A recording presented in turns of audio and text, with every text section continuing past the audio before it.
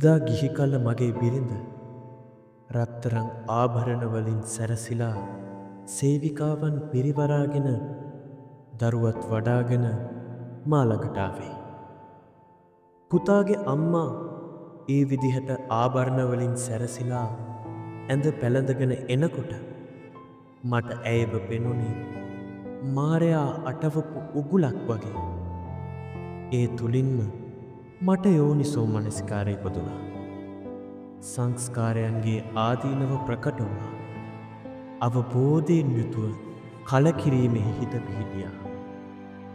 ඒ නිසාම මගේ සිත කෙලෙසුන්ගෙන් නිදහස් වුණා. සද්ධර්මයේ ආශ්චර්ය බලන්න මා ත්‍රිවිද්‍යාව ලබා ගත්තා. බුදු සසුන සම්පූර්ණ කරගත්තා. මේ වනාහි ආයුෂ්මත් චන්දන නම් රහත් මුනිතුන් වදාළ ගාථාවයි.